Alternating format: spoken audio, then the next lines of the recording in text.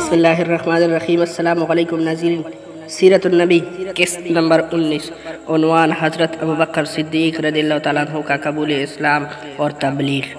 حضرت ابوبکر صدیق رضی اللہ تعالیٰ عنہ کہتے ہیں، جب میں یمن میں اپنی خریداری اور تجارتی کا کام کر چکا تو رخصت ہونے کے وقت اس کے پاس آیا۔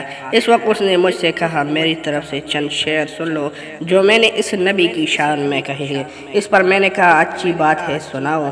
تب اس نے مجھے وہ شعر سنائے۔ اس کے بعد جب میں مکہ معظمہ پہنچا تو نبی کریم صلی اللہ علیہ وآلہ وسلم اپنی نبوت کا اعلان کر چکے تھے۔ فوراً ہی میرے پاس قریش کے بڑے بڑے سردار آئے۔ ان سے زیادہ اہم عقبہ ابن ابی معیط، شیبہ، ابو جہل اور عبد البختری تھا۔ ان لوگوں نے مجھ سے کہا، اے ابو بکر، ابو طالب کی یتیم نے دعویٰ کیا ہے کہ وہ نبی ہے، اگر آپ کا انتظار نہ ہوتا تو ہم اس وقت تک صبر نہ کرتے۔ اب جب کہ آپ آ گئے ہیں، اب ان سے نپٹنا آپ کا کام ہے۔ اور یہ بات انہوں نے اس لیے کہی تھی کہ حضرت ابوبکر صدیق رضی اللہ عنہ نبی کریم صلی اللہ علیہ وآلہ وسلم کی بہت قریبی دوست تھے۔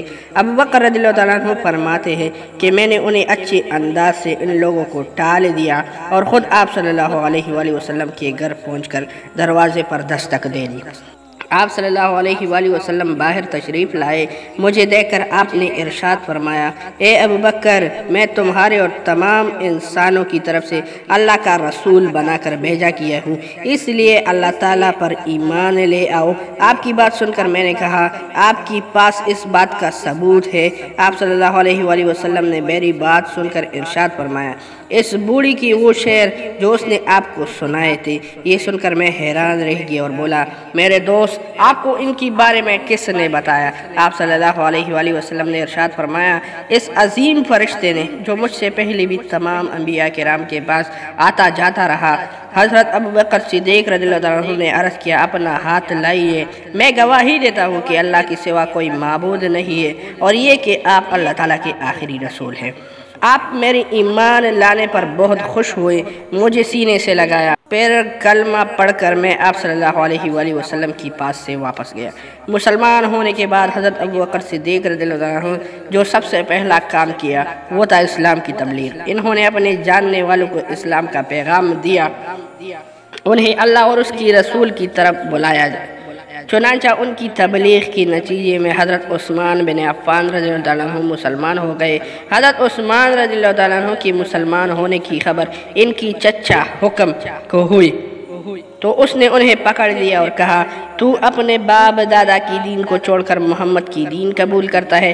اللہ کی قسم، میں تجھے اس وقت تک نہیں چھوڑوں گا جب تک کہ تو اس دین کو نہیں چھوڑے گا۔ اس کی بات سن کر حضرت عثمان رضی اللہ عنہ نے فرمایا، اللہ کی قسم، میں اس دین کو کبھی نہیں چھوڑوں گا۔ ان کی چچا نے جب ان کی پختگی اور ثابت قدمی دیکھی تو انہیں دوئے میں کڑا کر کے تکالیف پہنچائے۔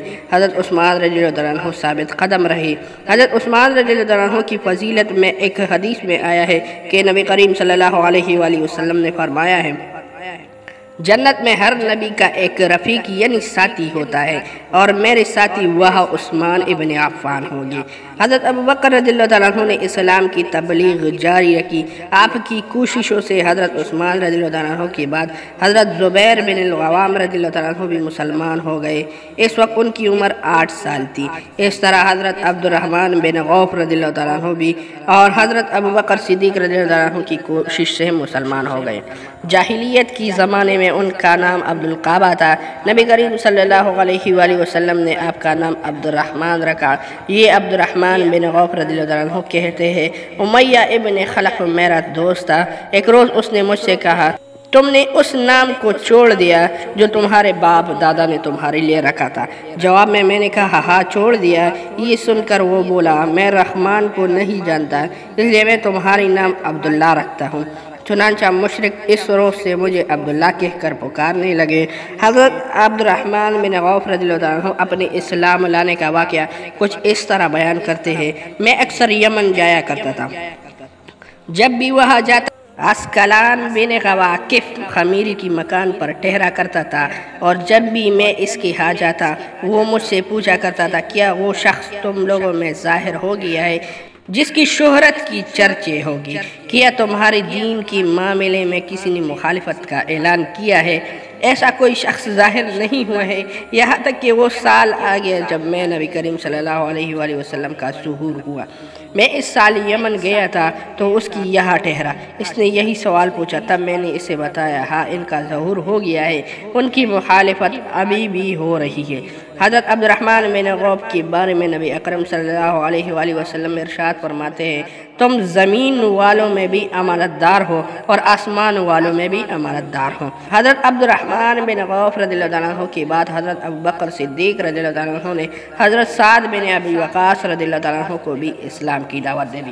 انہوں نے کوئی ہچکچاہٹ ظاہر نہ کی، فوراً حضور نبی کریم صلی اللہ علیہ وآلہ وسلم کے پاس چلے آئے، آپ سے آپ کی پیغام کے بارے میں پوچھا۔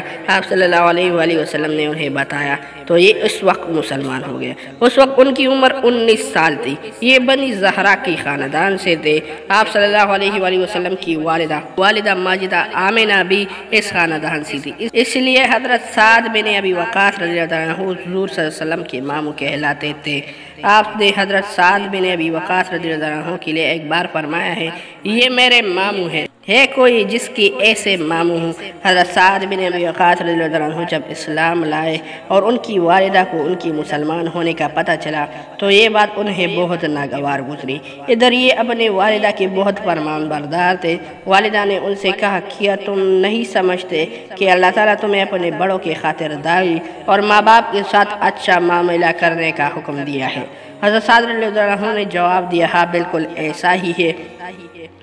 یہ جواب سن کر والدہ نے کہا، بس تو خدا کی قسم میں اس وقت تک کھانا نہیں کھاؤں گا جب تک محمد کے لائے ہوئے پیغام کو کفر نہیں کہو گے، اور آصاف اور نائلہ بتوں کے پاس جا کر انہیں نہیں چھوؤں گے۔ اس وقت کے مشرکوں کا طریقہ یہ تھا کہ وہ ان بتوں کے کھلے منہ میں کھانا اور شراب ڈالا کرتے تھے۔ اب والدہ نے کھانا پینا چھوڑ دیا۔ حضرت سعد رضی اللہ عنہ نے اپنے والدہ سے کہا، خدا کی قسم ماں، تمہیں نہیں معلوم اگر تمہارے پاس 1000 زندگیاں ہوتی اور وہ سب ایک ایک کر کے اس وجہ سے ختم ہوتی، تب بھی میں نبی کریم صلی اللہ علیہ وآلہ وسلم کی دین کو ہرگز نہیں چھوڑتا، اس لیے اب یہ تمہاری مرضی ہے، کھاؤ یا نہ کھاؤ۔